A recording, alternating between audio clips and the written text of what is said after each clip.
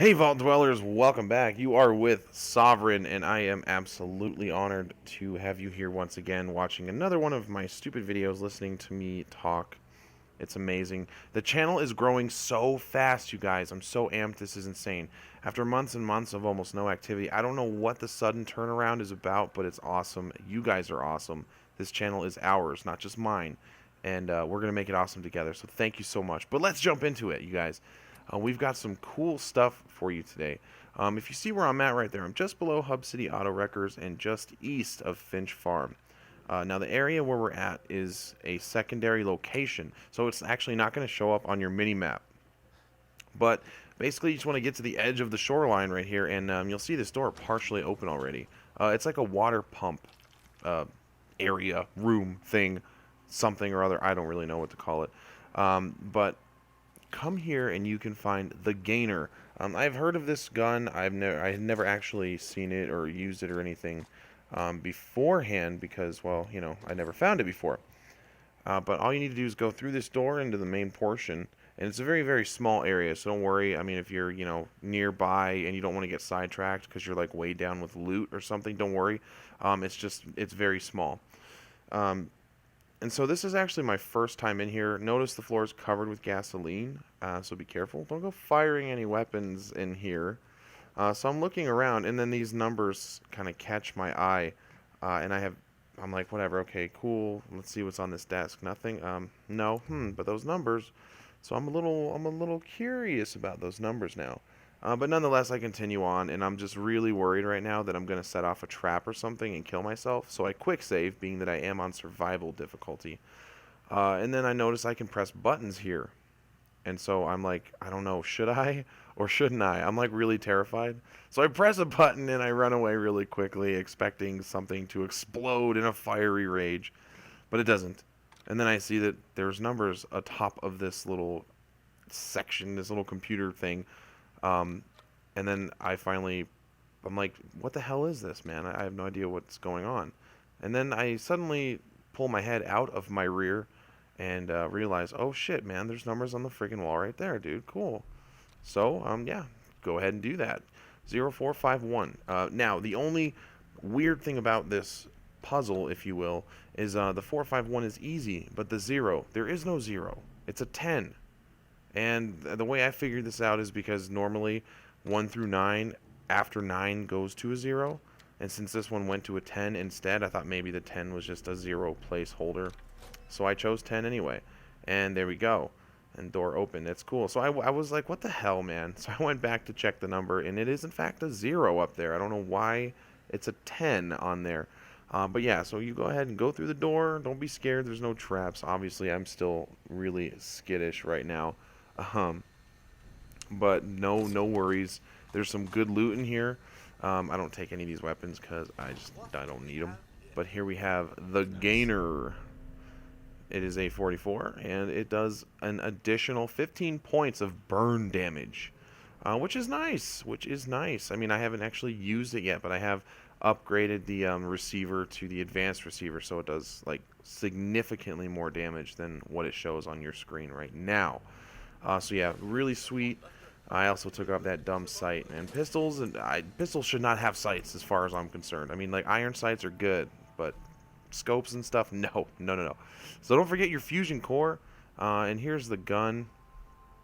It's pretty. I mean, I do like it. I've grown very fond of my 44s. I must say, the wounding 44 is one of my favorite guns. It has saved my ass so many times, man. It is amazing. Next location, we're at Vault 81. And you'll see there's Diamond City. It's not far from it. And I had actually been here before, and I really wasn't worried about exploring it much. The Vault residents are still here, and they're still kicking, and they're still living their lives in the Vault. They know that, you know, people are in the wastes, and that they can go outside, but of course it's dangerous, and they don't want to leave the Vault's protection. So they stay inside. They're all clean.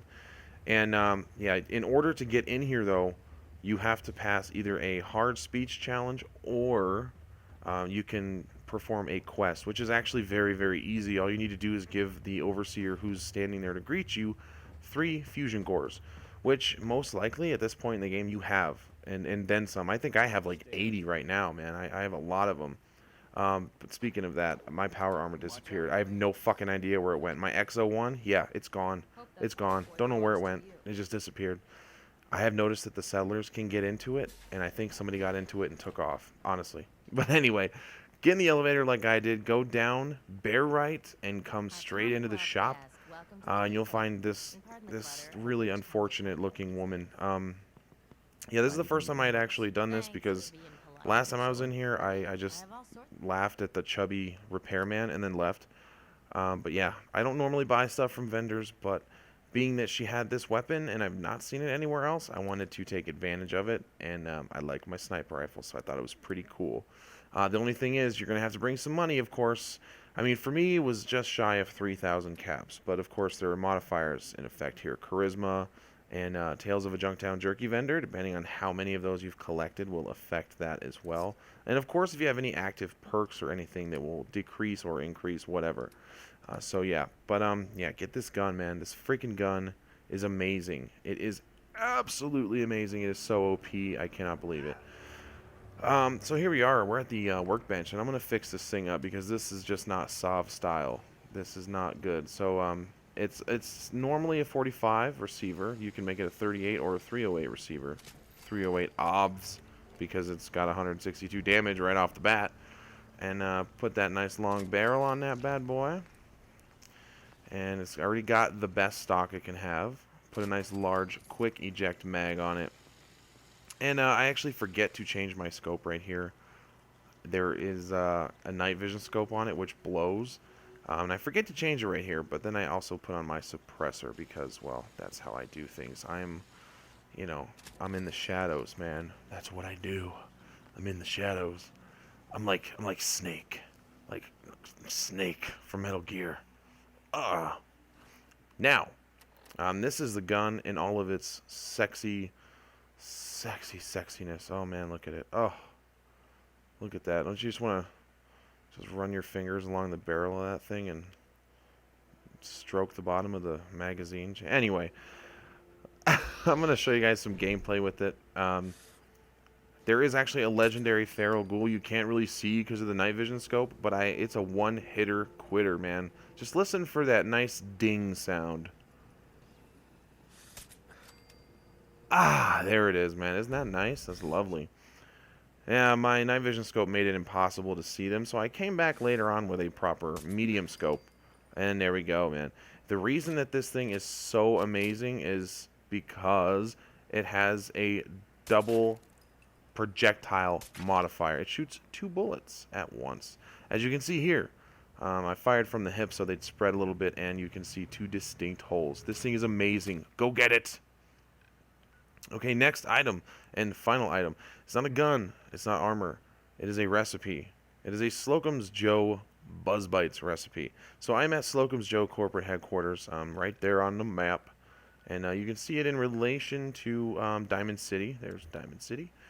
When you come to this place, it's going to be like a hollowed out shell, really. I mean, it's going to look like there's nothing going on here, but go upstairs and you'll find a door that leads into a different area. Once you get into this area, take out the raiders. There'll be a safe, which I am cracking right now. And to the right of the safe is a desk that you can pick the lock on as well. Make sure you do that too. So you pick the safe and you can get the Buzz Bites recipe, so you can make your very own at home. Cool. And then, of course, make sure you crack the desk that is just to the right of where I'm standing now. And what you'll find in there is 4 boxes of Buzz Bites, and then a really, a really hilariously worded letter. Yeah, they regret to inform them that they will not be approving the distribution of their latest food prototype because recent focus tests indicated 90% chance of third-degree burns from their hot coffee-filled, chemically preserved donuts or Buzz Bites. So, yeah, they do give you a small HP hit, but other than that, they're pretty sweet.